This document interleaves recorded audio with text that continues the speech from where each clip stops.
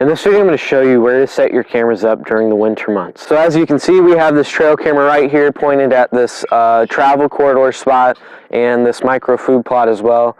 I'm going to be planting just a little bit of rye in here this year, but I'm not going to be overloading it with food because I want my main attraction to be the big quarter-acre food plot, and that's where I'm going to be hunting mostly. But I'm going to add a little bit of food right here just to kind of stop them coming down this travel corridor, and then I'll have my tree stand set up right here 20 yards away. Got a really good tree stand for this spot right here, so hopefully it'll be good. But setting trail cameras up during the winter months is really important to get that kind of intel of where the deer are at right now.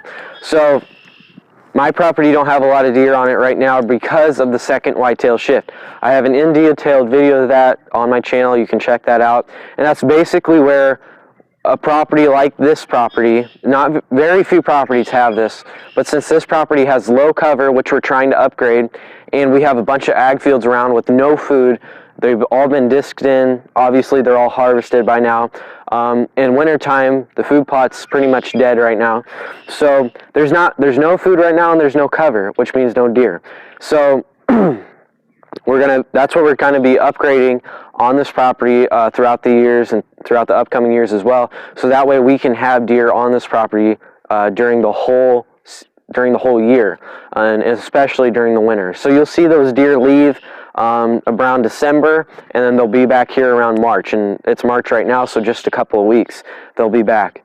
And so that's the main reason that I have this trail camera up right now, is so that way that we'll see those deer when they start to come back in, they start to flow back in after they've been at their winter ranges, because that's when the food will start coming up.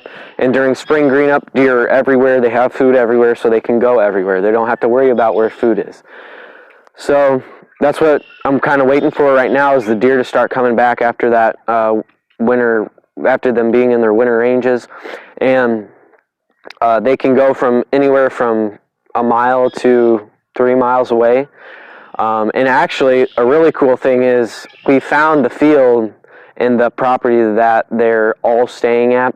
We saw 50 deer alone in that field, and that's only a mile away. So those deer will be back here during the hunting season, during the summer. So in just in a couple weeks, those deer will come back on our property. And so I'm really excited because I know what the deer are going to do. I know they'll come back. I know where they are right now. I know that they're safe. They're not going to have a lot of hunting pressure.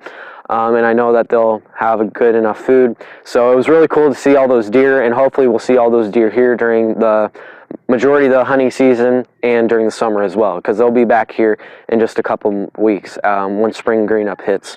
So really from that time, from where the whole winter time, that's when the deer are going to be off your property because of the second whitetail shift, and they'll come back around spring green up.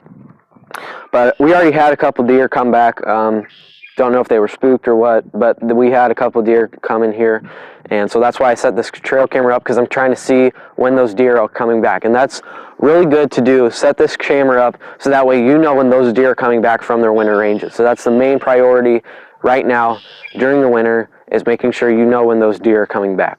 And then if you're watching this and it's November this year, it's March right now, but if you're watching this in November, setting those cameras up on food sources and thick bedding areas are where you're going to get the most pictures, the most deer movement, because that's where the deer are going to be moving on, focusing on during the winter months. So setting up cameras during the winter is really important, because you need to know where those deer are at and make sure that they're safe, they have plenty of food, they have plenty of cover. And that's what we're upgrading on this property as well.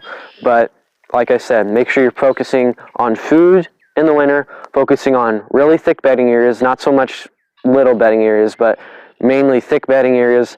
And once it gets, if you have the second whitetail shift happen on your property, come back and set a trail camera up on your on a travel corridor, or where you think the deer will be at when they come back from their winter ranges. And so I usually run a camera throughout the whole summer, but I change them out so that way not just one camera is running through the summer. I don't think that's good for a camera to be running throughout the whole summer. So I'll leave one camera up for a month, 2 months maybe, then I go switch it out with another camera, then I switch it out again until hunting season. And then during hunting season, I put them all out around August or September, so I can really see where all the deer are at. But that's what I'm doing right now on the property, making sure these trail cameras are set up so we can see them coming back from their winter ranges. Make sure you're focusing on food, thick bedding, and you have them at a travel corridor when they come back from their winter ranges. And that's how you're going to get the most trail camera pictures during the hunting season and during the winter.